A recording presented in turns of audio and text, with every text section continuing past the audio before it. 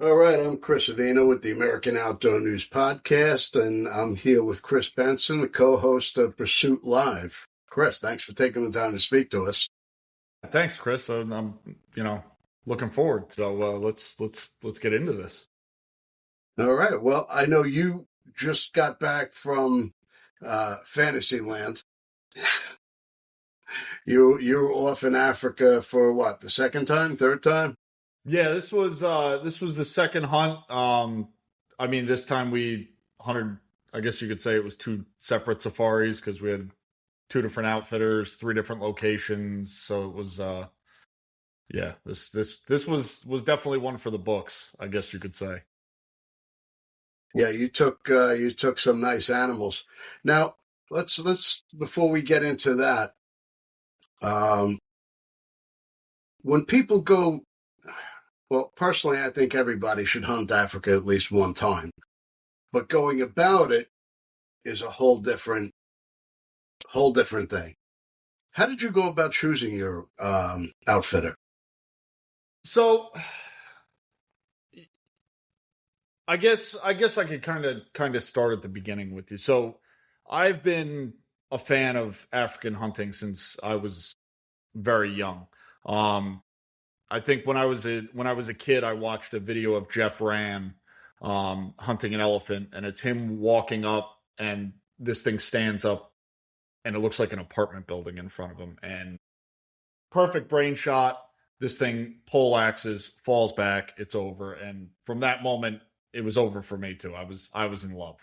Um, so for years and years and years, I was researching. I was like, this, I'm gonna do it. I'm gonna do it, and it always became I'm gonna do it next year. Oh, I'm gonna do it. I'm gonna do it. I'm gonna do it. And finally, in 2023, I won a trip in a raffle, and I said, "Oh, okay. I guess we're going now." So that's how I ended up um, with my first outfitter.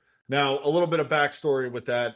I guess um, the booking agent, Red Sky Safaris, Art. He's a friend of mine. I had known him through social media and through producing the Pursuit Live podcast, but it wasn't really something. It just was always that I'm going to do it next year. I'm going to do it next year. I'm going to do it next year. So when Art was holding a raffle, I naturally bought a bunch of tickets. Said, yeah, why not? I'm supporting my buddy, and I won. So it turns out the owner of the outfitter was at the show when we picked the raffle. So I had met him, and that's kind of how I went into my first outfitter. As I was kind of going into this. I as a gift, if you will. It was Yeah, kind of I didn't pick the outfitter. I didn't, there were some animals that were part of the raffle that I won, so I was able to hunt those. But I also had a long, as you can imagine, years and years of building you up. always add on. I had a long list.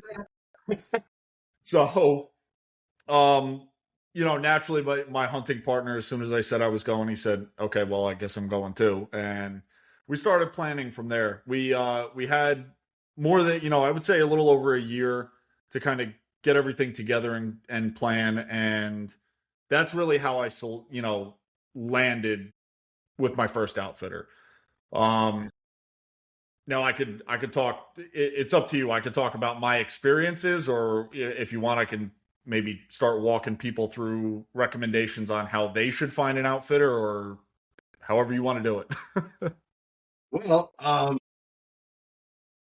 let's go through that safari because, um, yeah, you won it in a raffle. Uh, you're planning it. Was it an archery hunt, a rifle hunt? Well, so I Because they're planned very differently. yes, and I will say that. So I own only bows. I'm almost exclusively a bow hunter. So my goal was to really go over there and bow hunt. I and communicating that, for anybody that's planning a hunt, communicate that as early as possible because just like Chris said, there's a lot of planning that has to go on the outfitter and the PH's side versus rifle hunting. Um, so talking with them, they were ready for us to show up with the bows. They kind of knew our wish lists.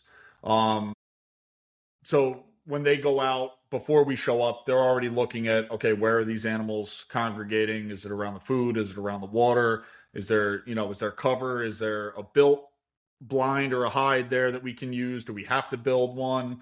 Is this going to be spot and stalk? And they ask a lot of questions before you go. They ask your preferences. They want to know, are you in decent shape? Are you able to hike, walk, things like this? Because if you want to spot and stalk, the terrain in Africa is very unforgiving. There are certain, and it's especially in South Africa, you will encompass everything from desert to grassland to mountains to forests, all in the same country. Very much like Texas. Yes, very much like Texas. That's fun fact. That's why a lot of animals that they've brought from Africa thrive in Texas. Yeah. Climate's the same. Terrain is the same. Yeah. So if you're going to Africa, you want to communicate that as early as possible so they can start planning. You also, as a hunter, you want to really start practicing differently, because hunting in Africa isn't necessarily like deer hunting in the US. The spot, like I said, the terrain is different. It's very rocky. You're not walking on leaves. You're walking through brush. It's the elevation is different. So if you're not used to, walking at elevation, you really need to prepare yourself, and being confident in your shots is something, especially as a bow hunter, that you have to be able to do. And African animals are built differently than, American animals, where the African animal, like the engine room, is up behind that front shoulder. There, that little pocket that you're looking for, you can hit them a little farther back, punch through the lungs. That doesn't really exist. On the African animals, everything is really jammed up front. So you really compact. Shots have to be more precise. Yes. Not only that, picking the right broadhead. I don't want to get into the fixed versus expandable debate, but from experience, I will say having a good fixed broadhead that can punch through a shoulder on tougher game animals is something you really kind of want to go with. I go by the basic premise of you really want to eliminate the what could happen. Yes. The mechanicals, they might not open, whatever it may be. Like I use my Excalibur crossbow. Why did I choose an Excalibur? Because originally I was going to take it on a trip, and if I blew a cam in transit or something, the hunt was over before it started. So with an Excalibur, well, if you snap a string, you can pop another one on. Your hunt isn't over. So you try to minimize scenarios that could potentially happen. Yeah, and I mean, I'm an adventure bow hunter myself, so I like to travel to bow hunt. So I have 2 bows with me if I'm going more than an hour from my house. And that will play into this story much later on. But I travel with 2 bows, and I set them up identically for this, but really having the right equipment, extra releases, extra arrows, extra broadheads, just everything ready to go. That's a big thing. Now I will say, leading up to leaving for the hunt, communicating with your outfitter, ask as many questions as you want. They're going to help you. This is what they do professionally. So they are going to help you with, any questions that you have, any concerns. They might give you recommendations. They're going to ask what kind of bow you have, what poundage you're shooting, arrows, arrow weight, broadheads, broadhead type. It just helps them prepare for the hunt. Yeah, I mean, they're going to ask some other questions too. Dietary, they're going to want to know if you have any allergies, what foods you like, what foods you don't like, what you drink, because that's a whole nother conversation. That's a big part of an African safari. So, but we can get to that later. So, leading up to my safari, having already, I'd met the outfitter in person, which was great. And there's a little bit of a story to this too. So, we were all set. I had been communicating with them, and we were ready to go. The owner of the outfitter who was supposed to be my PH, when we went, they actually discovered a brain tumor like a week before we were set to fly out. So he was, he got rushed to the hospital. He underwent emergency surgery, and it turns out that the week before we're ready to leave, now it's kind of a scramble where I'm communicating with different people. They're shifting things. So it was a different experience for me my first time in Africa, but it wasn't bad. I actually, in my experience, I think it was for the better. We flew out, picking your airline before we get to, anything. That's another big consideration. If you're flying with weapons, especially firearms, you're going to have to get import permits to whatever African country you're going to go to. You're going to need to do that far in advance, and your outfitter can help you with that. I mean, it costs a couple extra bucks for them to process everything for you, but it does help because it is a little hard to navigate. If you're it's flying a with little easier going with a bow than a rifle. I would have thought so. Unfortunately, I like to fly Virgin Atlantic, and they're under United Kingdom rules, so they treat bows just like firearms. So it was basically, if you were flying with a firearm, flying on Virgin Atlantic to South Africa was the same as traveling with a gun. So there was a lot of paperwork at the airport that we had to fill out. When we are layover in London, we ended up having to fill out more paperwork. Once we got to South Africa, it was no problem, but we can continue with that. But choosing your airline going to Africa, it is a long flight. I'm not going to advocate for any specific airline. I've flown on a number of airlines to various locations throughout the country, and it's really personal preference, whatever you want to choose. But you do want to be comfortable on your flight, because again, it is a long flight. Now, before you leave and before you get on the plane, you want to consider your packing. That's something, again, you want to ask your PH and your outfitter what kind of hunt you're going to be on. Are you going to be at a lodge, at a camp? Is there going to be laundry? Because my first trip, I definitely overpacked. You could go with 2 pairs of clothes. Yes, and that's something I learned. That this trip, I packed far, far less. But you honestly could go with what you're wearing and a set of clothes in your backpack, and you'd probably be good for the whole trip. You go hunting, you come back, your clothes are clean, pressed, and folded, and sitting on your bed waiting for you. Yeah, so be mindful of what you're packing. You don't have to pack a week's worth of clothes for a week-long trip. You can get away with three pairs of socks, underwear, shirts, shorts. Yep. So taking into consideration the time of year you're going, it is, South Africa is on the opposite side of the planet from the US. So our summer is their winter. You do want to pack differently. So it may be 80, 90 degrees here when you take off, but when you land, you're looking at, daytime temperatures in the high 50s to low 70s. Nighttime temperatures can get down to freezing. So you do want to pack accordingly, based on your comfort level, your cold tolerance, if you will. I mean, I'm like you, Chris, I'm from New York, so when I landed in Africa, I'm wearing shorts the whole time, even though it's wintertime. Yeah. So you go out to the hunt, and are you in a pop-up? Are you in a blind they built? How did you hunt with the bow there? So the outfitter that we went to, they had a number of pre-built blinds at strategic locations throughout the property. They own the property.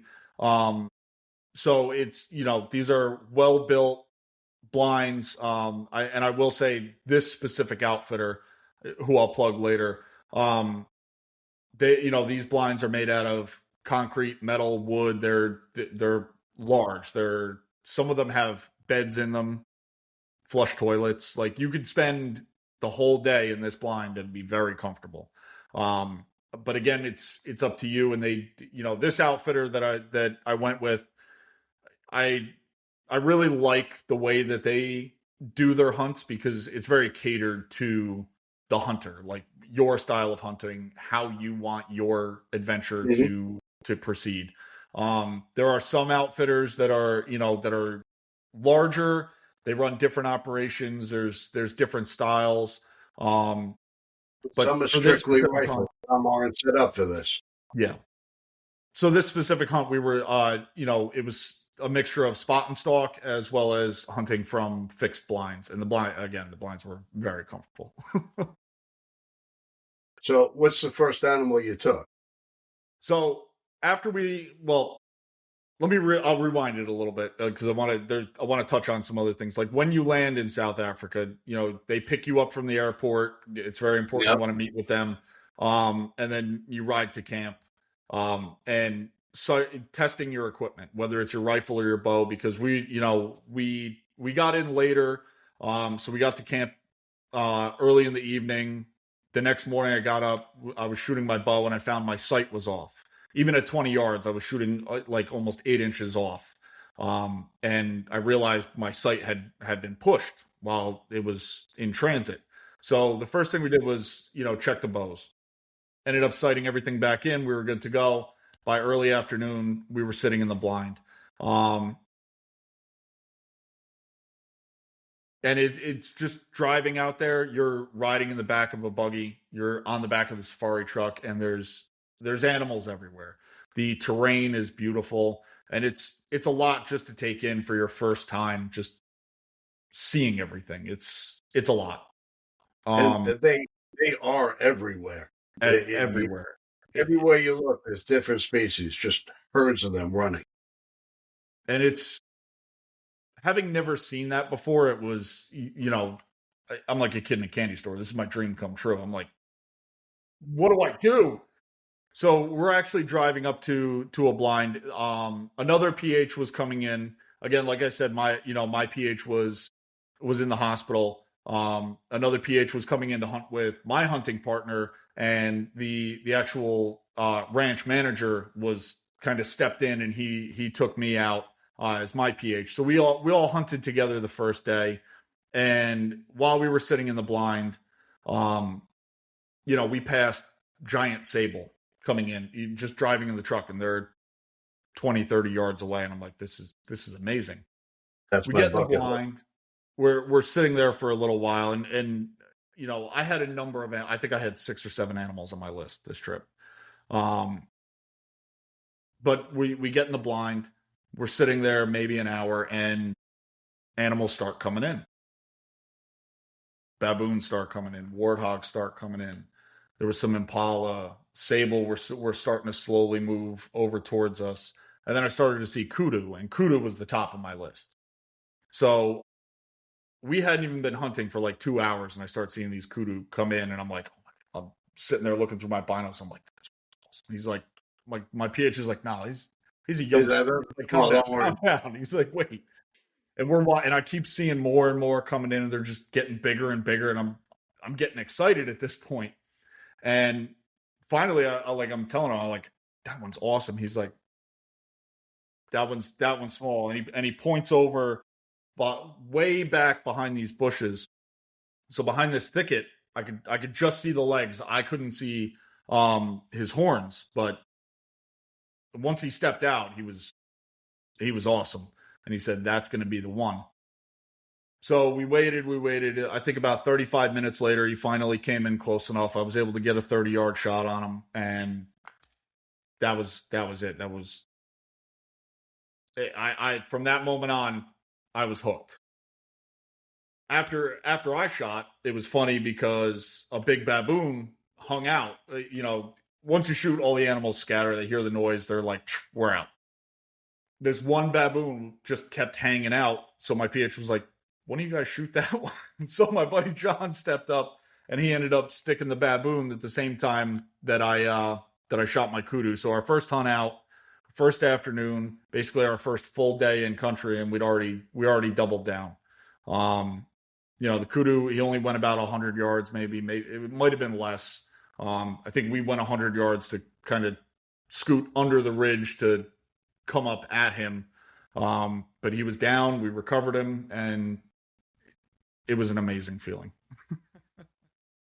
It is a little overwhelming when you first pull out into the brush and you start to see the animals, and you're like, oh, I want that. You want to shoot something right away. But there's so many, and so many bigger ones behind it. You really need a little self-control, and that's what the pH is there for. Yeah. And I thought over the years of watching videos and not actually seeing these animals, I thought I was like, oh man, I bet you I could judge these things. And I was way off. I was better this trip. I actually was a lot better this trip. But my first trip, it was things that I would have been happy to shoot. My PH kind of was looking at me, and he's like, that thing's probably got another 4 years before it's ready to be shot. So, it's somebody going into the woods the first time and seeing a 4-pointer. That's my buck. That's what I'm taking. It's starting over. So I do have to say, one of the things too, is the way that they track. It's very, you shoot a deer, you're looking for blood. That when they're tracking, they're looking at sign, not necessarily blood. I mean, if there's blood, great, but they don't necessarily even need blood to track. And it's just watching that process that was awesome. And I learned a lot just from that first track.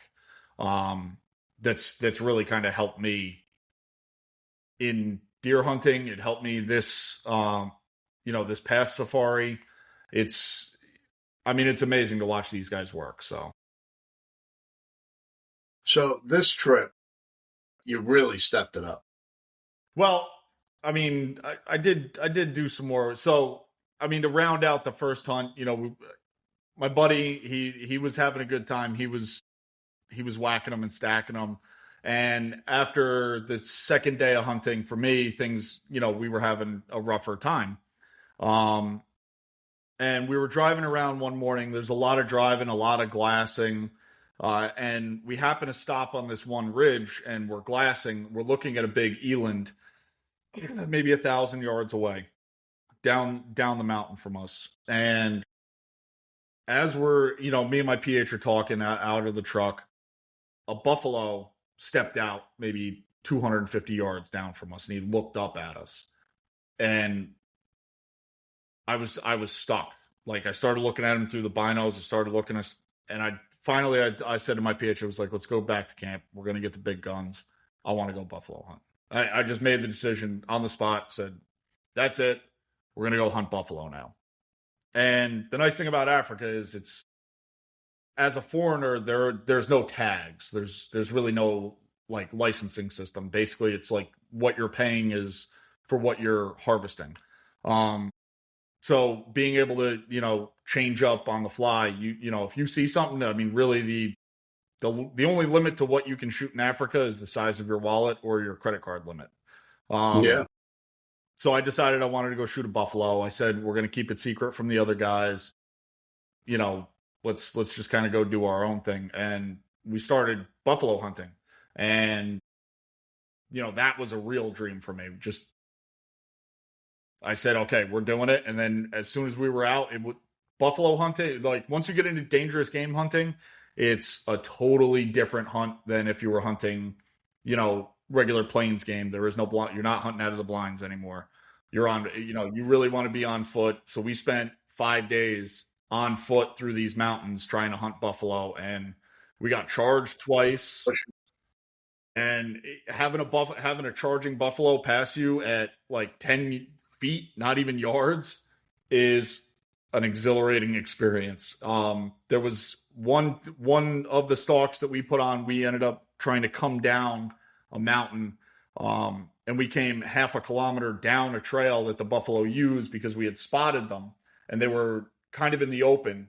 So we came down, got to the edge of the tree line, and the plan was we had to cut across this opening to get to this thicket. The buffalo were on the other side, and it would have been a very close shot, but they would have been, they would have been there. We got to the edge of the wood line. Unfortunately, the buffalo decided they wanted to come to the other side of the thicket and try to use the trail that we were on. So we're sitting basically in this little bit of bushes. I'm crouching down. My PH finally sits on his butt, and these buffalo come, and one stops 15 yards from us and is staring at us, ready to go. Like, my PH had his gun up. He clicked his safety off. He was ready to rock and roll. And he kept trying to tell me, he's like whispering to me, he's like, that's your buffalo over there behind him. And I literally was carrying my tripod. I was trying to self-film everything, had my other gun on my shoulder. So I had to lay my gun down without spooking the buffalo in front of us, staring at us, get my gun up, and I still couldn't get a clean shot at this buffalo. So, being that close to like the physical manifestation of your death and just remaining utterly calm. And I don't say this with any bravado. I say this because this is the way it was. That was the most peaceful moment of my life, was sitting there with this buffalo ready to just run us over. And just, this is hunting. This is what I got into this for. And they're very unpredictable animals. You just don't know. So the next morning we were out, we were glassing again. We found that buffalo that we were after. And we ended up putting a good stalk on. I think it was another half kilometer, that we were able to stalk up. I got a 65-yard shot on him, and I was able to put down a buffalo, a 45 and a quarter inch buffalo, which most people would say is a buffalo of a lifetime. And that was my first buffalo. So I'm forever grateful to them for that opportunity. And at the same time, I hate them because now I'm hooked. Africa is like a drug. It keeps you coming back. Africa is there are two people that go to Africa. It's the one and done, where it's like I'm just checking the box, and it's the people who will go until the day they die, and I'm one of those people. And unfortunately, now I'm a dangerous game guy, and that is nothing else in this world will do it for me other than dangerous game hunting. I love hunting. I love deer hunting. I love elk, turkey. I love fishing. I even love plains game hunting in Africa. It's exciting, but buffalo hunting and being amongst these animals that are because I like to hunt them on foot with a bow. There's just the feeling is indescribable. Yep. So yeah. So So this trip you took a buff with your bow? This trip, not the first trip. The first trip I rifle hunted them because there are legal limits. So you have to have an 80-pound draw weight. There's minimum arrow weight. I think it's 750 grain arrow, fixed blade broadhead, only 2 blade, can't have bleeders. So there are legal requirements to hunting dangerous game with a bow.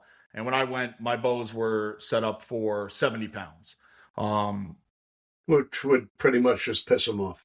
Well, I learned a lot more this trip. I was talking a lot more with the PHs. I actually took the PH test while I was over there. Unfortunately, there's a lot, and I passed with a 93 without even studying. So there was a lot that I had learned from 2 years ago to this trip. A lot more studying. Now I had, real world experience to be able to apply it to the photos that I took. There were a lot of photos and video that I took on that first trip that were for my own learning.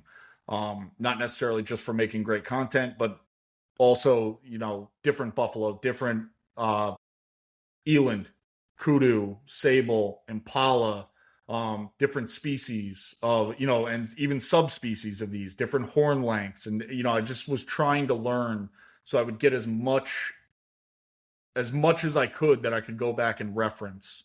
And that really helped me in this second trip. The end of the first trip, we ended up with a bunch of good animals. It was a phenomenal trip. And I'm happy to say that after going with that outfitter, those people are like family to me now. Yeah. I hunted again with them this time, and we've planned probably the next 10 years worth of hunts, and they're like family now. So it's the people in South Africa, they're very accommodating, they're very friendly, and again, they're there to make the hunt for you, and it's going to be as fun as you want it to be. It's a blast, and I think one of the things that I really enjoyed about it is I told them, don't treat us like clients, treat us like friends. Like we cooked for them one night, which was like unheard of. So they actually forced me to do it again when I came back this time. But it was like, instead of them pouring drinks for us, like we're just getting drinks for everybody. Yeah. It's the experience, however the experience you want to make it. That's The hospitality there really is memorable. yeah. Yeah, just the food and the drinks and the biltong and everything. The whole experience is amazing. Well, don't forget the brandy. That plays a big part. That's it. So this next trip, we had been planning to go back with this same outfitter, and we kind of planned it where, okay, we wanted to go the following year. Work got in the way. I'm in construction management in New York City. I build big infrastructure projects, so work got in the way, and I couldn't go the following year, which I was a little heartbroken, but we said, okay, next year, no problem. And Life happens. that's it. We set the date. We were like, no, it's like none of this year after. No, if I can't go this year, I'm going next year. I don't care. So we set the date. We kind of set up what we were going to do. And I'm also, I'm on the board of directors for the Dallas Safari Club Northeast chapter. During one of our banquets last year, there was a buffalo hunt for auction. And I said, oh, well, I mean, the money's going to a good cause. I wouldn't mind hunting another buffalo, going back and trying to do it with the bow this time. And wouldn't you know it, I won the hunt at auction. So There you go. I'm going buffalo hunting again. So that's kind of how we went to the second safari. Now, again, I didn't get to pick this outfitter. This was kind of just, here you go. This is what you're going to do. And I was, having done it before, I was okay with it. Again, I had spoken with this outfitter before we went, let him know we're coming with bows. This is what we're going to do. This is what we want to hunt. My buddy's coming with me. So the priority is to do the buffalo. If we get the buffalo, he's got a couple things on his list he wants to do. I might be up for one or two other species. So everybody was ready to go with what we were going to do when we got there. This trip was going to be in a completely separate part of the country. So this terrain I hadn't experienced yet. This outfitter I hadn't been with, and I didn't really know these guys that we were going to hunt with yet. So it was walking into it with a good base of knowledge, but again, you're walking into something fresh. And again, trying to hunt a buffalo with a bow was, having been on the ground with them on foot, at least then I had a rifle. Now I don't have the rifle. So if this thing comes at me, I got to rely on the guy. My PH is, that's our last line of defense. That's what they're there for, though. They do this every day. Yeah. So this trip, I packed differently. I ended up, a little backstory on this trip. They got unprecedented rain like they hadn't seen in 10 or 12 years. Wow. 2 weeks before we landed. So again, it's like every time I go to Africa, there's just curveballs, which I don't mind. It makes it fun. So it was colder, it was wetter. I packed like it was the last time, so it was 2 pairs of shorts, 1 pair of pants, a couple of safari shirts, 1 light jacket, and that was basically it. When we got there, I ended up buying another pair of pants just in case, because I said it's a little bit colder. Let's at least be ready. And then we made our way out to the lodge. The place that we hunted this time was at this time I was in the Free State. Previously, I was in Limpopo. This was a much bigger concession. This was 100,000 acres. Um, but the nice I will say this outfitter, they're at Sandy Mount Park there. There's 3 lodges. So really it's not like there's a ton of it's not like you're sharing camp with other people. You're sharing 100,000 acres with other people, but that's it. So we got into camp again. Phenomenal accommodations. The food is phenomenal. People are great. The next morning, got up, sighted in the bows, and then we set out to hunt. And in the Free State, there is a lot more of the the low veld, the open grassy plains, if you will. And then there is a mixture of mountains, and that's where the buffalo live, is up in the mountains. So that's where we had to go, and it was rough hunting, simply because there was an abundance of food, there was an abundance of water, roads were washed out. So anything that the animals would have normally done for the last 10 years changed. Yeah. So it was far more difficult hunting this time than it was last time. And we put on, I think every day I was 20 yards from buffalo every day, at least once a day, sometimes twice a day. And there was a lot of driving around, a lot of glassing from basically sun up to sundown. You're in the truck, you're on foot, you're glassing, you're walking, you're driving, and you're just trying to find the buffalo. We got up, again, 20 yards, 30 yards from buffalo many times, and it wasn't necessarily failed stalks that we put on these things. It was just, we'd get up to them, try to get a good look at them. Okay, the bosses are soft. We don't want to take a young buffalo. We want to take a nice mature buffalo. So it's all that work that we put in was, at the end of the day, we're like, oh, all right, we got to turn around, leave. So we were driving, walking, glassing, 100 that, for every mountain on this property we were on.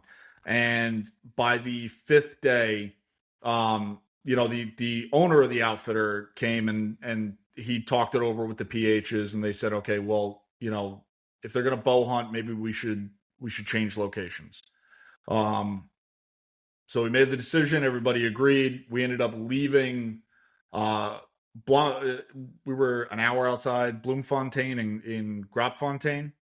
We ended up driving up to Wilcombe, and that where we were staying there, the concession was maybe 45-minute drive, and it was along the Vaal River. So instead of being in the mountains, now we're more back into the foresty low veld. But again, we're right next to the Vaal River, so it's even though it's flat, the buffalo like to hang out in there. There's a lot of, there's some hills, there's terrain. So we ended up, after lunch one day, it was pack up. We ended up driving 3.5 hours north and went to a new camp. So we set out the next day. We hunted all morning. We didn't see anything. And it was a little discouraging because at least we were seeing buffalo at the other place. And I'm like, oh man, we changed places. Now we're not seeing anything. It's okay. We went and had lunch. We put on a stalk on a buffalo that we found. And first we went and sat in a blind. We said, okay, let's sit and just kind of see what's happening. Somebody that was on the property, they spotted a buffalo. They radioed to us, said, hey, this is where the buffalo is. Like, from you guys, it's maybe 1 kilometer away. If you guys walk, he's laying down, you could probably get to him. And it was midday at this point. So the buffalo were resting. We said, okay, let's try it. We put this stalk on, and it was very difficult stalking. It's very rocky. We were on our hands and knees at one point when the buffalo got up, and I'm a foot away from my PH's ass at this point. We're on our hands and knees like this. The buffalo stood up and is looking at us, so we just had to freeze. And Yep. if you're on your hands and knees in the rocks for like 10, 12 minutes, like my legs were shot, my arms were shot. It was like I can't hold myself up anymore. Finally, the buffalo turns. He starts walking away. So we get up and we give chase. We're, kind of trying to follow him through the brush. He goes over to a water hole to drink, and it's wide open between us and the buffalo for maybe 200 yards.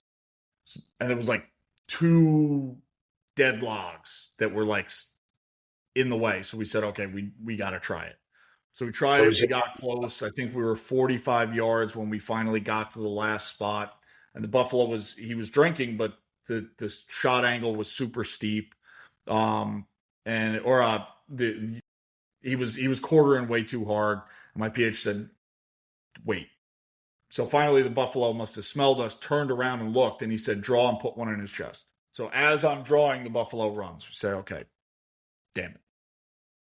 We end up going around the water hole. We take we pick up the truck. We end up going for a drive way around, and we try to come back to the other side of the water hole. So we stop the truck. We end up putting on another half-kilometer stalk, trying to get up to the buffalo.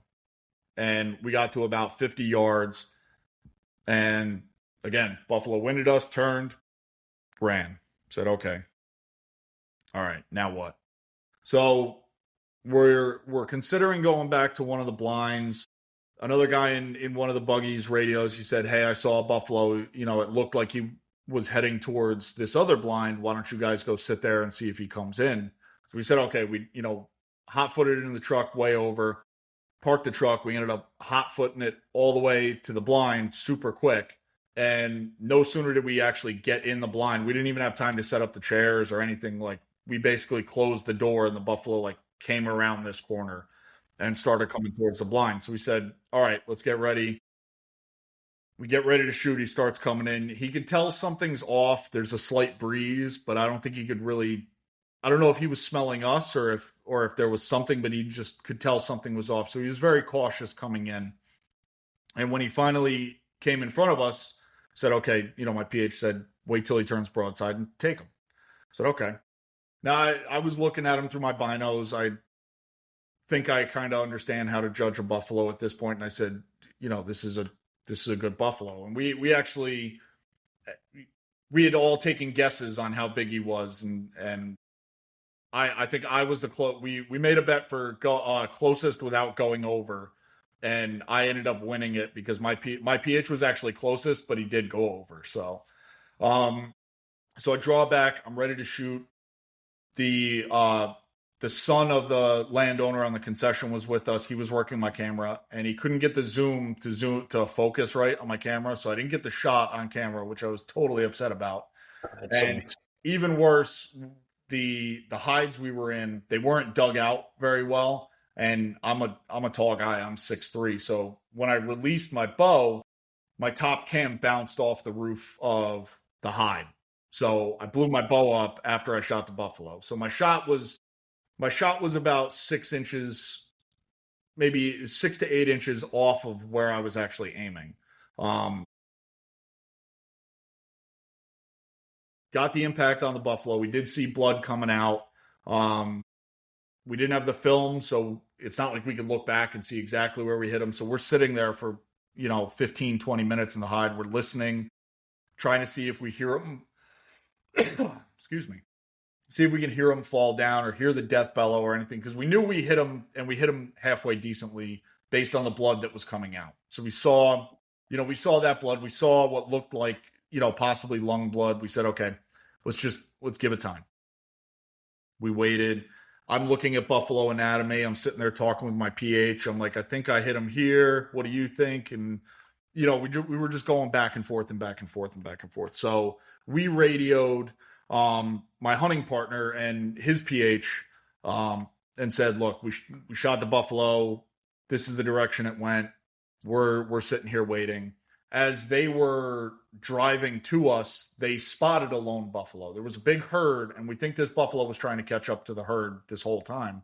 So they passed this herd. They were looking. They actually had a tracker with them, and the eyes on these trackers are like nothing else. They can spot things. It's amazing. miles away that you'd be like, what the hell are you even looking at? But they ended up picking my buffalo out of a bush, maybe 250 yards from the big herd. So they radioed us. They said, "Look, we're going to come get you. Um, like we see a buffalo. He looks sick. We see the arrow sticking out of him. He's not moving. He's still kind of standing. We think, but he's not moving, and he's got his head down. We're going to come get you." We radioed back. My buddy was looking to hunt bushbuck not bushbuck, waterbuck, um, and lechwe, and we happened to see lechwe out in the distance. So we said, "Okay, hurry up! You guys come sit. Maybe you'll shoot the lechwe. We'll take the buggy and we'll go get the buffalo." So we ended up switching out. We go down. We spot the buffalo as we're driving. At this point, he's laying down. He's got his head down. He looks very sick. We said, "Okay, like we're good." He's fading fast. Well, that's yeah. We could, we parked the buggy between us and the main herd, so we basically parked 100-something yards away from my buffalo. We're 150 yards away from the main herd. This way, if he starts moving, at least we can intercept him.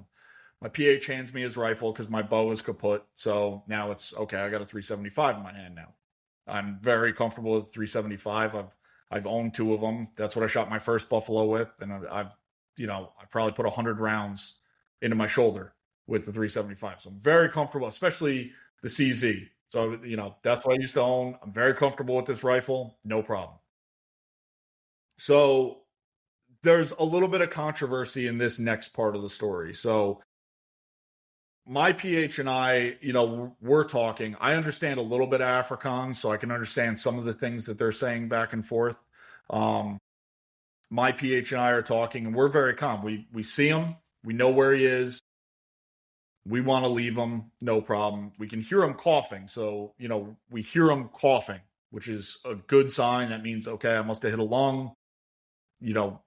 Let's give him time. The landowner and his son, they kept wanting to push. They're like, no, let's move in. Let's finish this. Let's go. So finally my PH gives in. He says, okay, we're going to walk around this way. We'll try and get a better look at him. And, if he told me flat out, he's like, if he stands up, plug him. Yeah.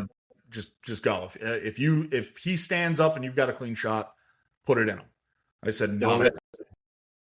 So these guys are talking and they want to keep pushing in harder and harder. So we're just slowly moving around. We get around this thicket and now we can see the buffalo. He's laying down. He's still, he's got his head down, but you could see he was moving his head. Me and my PH, we kept saying, okay, let's wait. Obviously he's sick. Like, let's just let him. He's going to expire there. He's a wounded buffalo. We don't need to charge in after him. But they insisted it's their land. Okay. So my PH finally gives in. He's like, all right, let's slowly move in. We probably moved 20 yards forward and the buffalo stands up. The wind is swirling at this point. So he definitely smelled us, stood up, spun around and looked right at me. And my PH is like, all right, if you can, shoot him. And I said to my PH, he's looking right at me. He said, and we had a bet about this afterwards. His exact words were, shoot him right under his nose. He tried telling me after the fact when we were back at camp and we were drinking and laughing. He's like, no, I said shoot him under the chin. So I ended up having to go back to the video and I showed him. I'm like, nope, you said shoot him under the nose. So I was aiming right for the throat and he ducked his head. So I ended up hitting him in the jaw, split his jaw. Okay. Buffalo takes off running. The landowner takes a shot over the back. It ended up, we found later he just grazed his back, missed. Son takes another shot as he's running into the bush. He misses completely. We're in a mad chase trying to cut this buffalo off. We end up getting up, trying to cut him off. We see he didn't pop out of the woods trying to get to the main herd. So we said, okay, we got 2 dogs. Let's get the blood dogs out. Let's move in. It's very thick in there. The dogs will at least bay him up and they'll be ahead of us so they can let us know that he's there. And, we kind of tracked back a little bit, started cutting into the brush. And I think he might have ran, I would say 60 yards from where we found him, maybe a little less. And we kind of started walking past him, and he stood up, and the dogs actually turned because they missed him too. He stood up and looked at us. So I put another one into his chest. Another PH shot. He missed. All right. Buffalo turns. Now he's making a cut for the open. They take another shot. Miss. I put one in his hind end. Okay. Put another one in his hind end. I'm down to my last bullet because there's only 5 in the gun. Said, okay. Got the last one in it. We're walking up. The buffalo is in the field, and now we could tell because he's got 2 in his hind end. He's broken down. He's got 1 in his chest and 1 in his face, and he's got an arrow hole in him. And when the buffalo, they run on straight adrenaline. Yeah. Like when they're wounded, it's you literally have to shoot them in the head to stop it. So he gets out. He's in the open. He's trying to make it to the main herd, but he stops and he keels over. So we're in a mad dash. Like this whole time we've been running, and it was awesome. I'm not gonna lie. Like most people would say, "Oh, it's scary." No, this was awesome.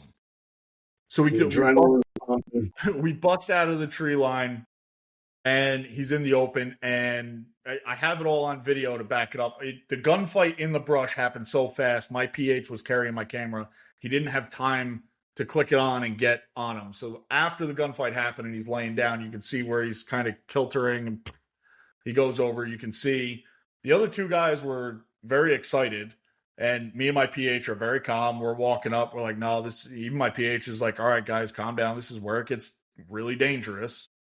Yeah. We start going. Buffalo lays his head down. We're slowly walking our way up. We said, okay, the dogs run up. The dogs are going all around him. No problem. Buffalo's not moving. And I'm walking out front with the rifle. I said, okay, if he gets up, I'm going to plug him. One of the dogs ends up biting the buffalo's balls, and he picks his head right up. And everybody, whoa. Everybody backs up. My PH is like, put one into his spine. Bang. All right. Put him in the spine. Put him down. It's over. And then all the fun begins, because now you got to get this buffalo out, and it's these are 2,000-pound animals, but we made sure he was down. Then after that, then it's the high fives. Everybody's happy. Crack a beer. Everybody celebrate. That's it. Then that's what it becomes after that. You're moving the animal for the photo op, and that's it. So loading them out. Luckily, you don't just move the animal for the photo op. You're wrestling. Yeah, when I say move, I don't mean like, oh, let's just hold his horns up like this. Yay. No, like it's 4 or 5 of you, like, okay, roll it over. Lot. So, it was exciting. It was very good. And my PH that I was with, Jan Hendrik, I can't say enough good things about him. He was a true professional, and he was very knowledgeable. He was great the whole time. And I know he was struggling. I know he was very frustrated. We had one awesome stalk on a buffalo back at Sandy Mount, and we put in a lot of time working this stalk up. Buffalo were feeding this way on the other side of the thicket, and if they had kept feeding, it would have been a 10 or 15 yard shot, and it would have been a beautiful, probably 39 or 40 inch buffalo. And at the last second, a little just puff of wind, that much, buffalo were out. And I could see the look in his face, and I have it on video too. It's just all of that, and it was like, come on. So I can't say enough good things about that guy. He was, a true professional, and he was great. And after our little debrief afterwards, he's done 200 buffalo hunts at this point in his career, and he's very knowledgeable. He's hunted a lot of them. And, we talked about, what went right, what went wrong, things in the future. So, but, shooting a buffalo, shooting anything is a victory, but shooting a buffalo is great. So whole different level. It's a dangerous game. It's more of a level playing field. Very much so. Very much so. It's a level playing field because, these animals, like I said in my first safari, me and my PH, we were walking. We weren't even stalking. We were actually trying to get through these woods to get to a spot where we could glass to see if the buffalo were there to even stalk on. And they love to back themselves into the tiniest, darkest hole they can. And they make sure when they do that, there's only one way out. And that's the way they're going. And we happen to walk by that, and that buffalo right by us. And it was exhilarating and absolutely terrifying at the same time. So, having been charged, I can tell you it's fun, but that's because I guess I'm a sick dude like that. But it is these animals, you have to respect them with a 100%. different level of respect, because they will kill you and not even think about it. I got charged by a 6,000-pound rhino. Yeah, and they don't think it's just that's their reaction, and they're not going to stop until you stop. So, yeah. But buffalo hunting is very, very addicting. Unfortunately, once you start the big five, like I'm the kind of guy that I got to finish things. So now, I'm already planning the next 15 years of dangerous game hunts, unfortunately. There you go. What's next? Well, I don't want to give it away just yet. Well, I'll give it away. All right. So I'm actually bidding on a rhino hunt, with Dallas Safari Club, and it's the reason I'm bidding on it. Most other people won't probably bid on it this way. It's what's called a green hunt. So, for those of you that don't know, a green hunt, when you're hunting rhinos, you actually don't go out and kill it. You basically go out and dart the rhino. You get to take all your pictures, take all your measurements. You can get a replica mount and everything, but the rhino gets to live. And when I set out in this, I really didn't want to kill a rhino because I have a lot of respect for rhino. I have a lot of respect for the rhino population. I think it's terrible that they're being decimated by poachers. But to have the opportunity to go out, complete that hunt, and at the same time that animal gets to get up and walk away, I think that's a win for everybody, in my opinion. And, for the green hunt, it's actually very beneficial for the rhino population, because basically what you're paying all your hunt basically pays for the vets to come out. They take their measurements, they take their blood samples, they do their science stuff, and you're helping contribute to not only the future of that rhino, but furthering the conservation of the rhino population. So I'm very, I'm very happy. Handle the dart gun until you actually are up on the rhino. The vet puts the tranquilizer into the gun. Because if you get it on your hands, it's fatal to us. Oh, it'll kill you. It'll kill you. So they handle everything, and they hand you the gun when you're ready to take a shot. Yeah, I mean, you're still hunting it basically the same way. It's still spot and stalk. You still have to walk. Oh yeah, 100%. So it's very much a hunt, but it's so much more controlled because you don't want to hurt the animal. Yep. So I'm very happy to be able to do that. That's what I said I wanted to do with my rhino. I'm perfectly happy with putting a replica rhino on my wall. So I'm bidding on that hunt. If I win that, then I will be rhino hunting next. If not, then I'm probably just going to go to my Mount Everest, which is what got me into, African hunting from the get-go. And I'm going to go to Botswana in 2028 and take an elephant. There you go. So, and I will say, we spent a day in the Kruger Park, so we did actually get to go see live elephants, up close, not personal, because they're, you're not getting out of the truck. They're there. Yeah. They're close. They're 20, 30 yards away.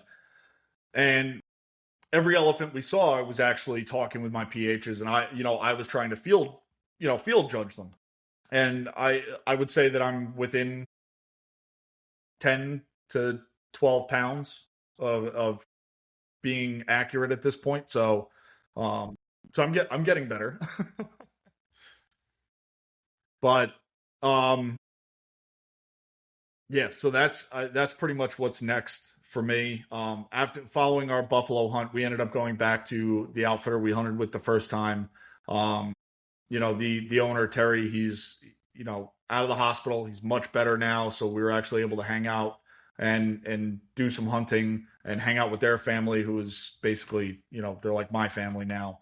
And we had a blast, and it was an amazing time. We completed what's called a McNabb challenge. If nobody knows what that is, that's harvesting an animal, shooting a bird, and catching a fish in the same day between sunup and sundown. And it sounds easy until you try to go do it. And fishing in Africa in wintertime is very, very hard. I'm not going to lie. I was winning. I shot my bird. I shot my blessed buck. So I was in the lead the whole day. I had the whole evening to fish, and I got one bite the whole time. My buddy comes up. He puts like 4 casts out, reels in a bass. I'm like, all right, I lost. And I like the rest. I'm trying. We get to like 3 minutes before sundown. We get a flashlight, and there's like a little dink minnow swimming around. So I just was like, all right, a fish is a fish. I got it. So, but the nice part about that is after the McNabb, there's a nice big braai, which is a South African barbecue, and it's a big party afterwards. So, completing that was a bit, and I didn't really realize it was like the accomplishment that it is when I was doing it or when I was told about it. But apparently it's a big accomplishment. So yeah. There you go. Yeah, well, we got to wrap things up here. Where can we find you? Where can we find Pursuit Live? And we're off and running. Yeah. So again, I'm Chris. I'm the owner of Only Bows. You can find us at only-bows.com. Also on Instagram, we're Only Bows Official. We're Only Bows on Facebook. I'm also the executive producer of the Pursuit Live podcast. That's Pursuit Live Official on Instagram, on YouTube, at Pursuit Live, all one word. We usually go live every other Friday night on Instagram and YouTube. And then also, shout out, I'm a board member of DSC, so check out, Dallas Safari Club, biggame.org. Yeah, and I just want to give a quick plug to Red Sky Safaris, my booking agent Art. If you're looking to live your South African safari adventure, redskysafaris.com. I also am now working very closely with 8 Comps Hunting Safaris. That's UITKOMST. It means outcome in Afrikaans. They have Facebook. I'm helping them rebuild the Instagram, and there's more to come from that. But if you want to go to Africa, redskysafaris.com, Red Sky Safaris on Instagram. Art is a wealth of knowledge. He's been going back and forth to Africa for 20 plus years. And yeah, that's it. All right. Appreciate you taking the time to talk to us tonight, and we'll see you again soon. Yeah, no, I appreciate it, Chris. Thanks. We love our children. We protect them. We guide them. We prepare them for life in the world. With all that we do, from deep in our hearts, we cannot control all things. Life-threatening illnesses and disabilities affect far too many of our children each year. While we cannot change the circumstance, we can make dreams come true. Dreams to provide hope, to provide spiritual healing and strength, to provide moments of happiness and relief in the hardest of times. We can give a glimmer of light and hope in a time of darkness and despair. Join huntofalifetime.org to help make dreams come true, to provide hope for children with life-threatening illnesses and disabilities. Hunt of a Lifetime is a non-profit organization fulfilling dreams for hunting and fishing trips to youth 21 and under with life-threatening illnesses and disabilities. Visit huntofalifetime.org to learn how you can make a difference.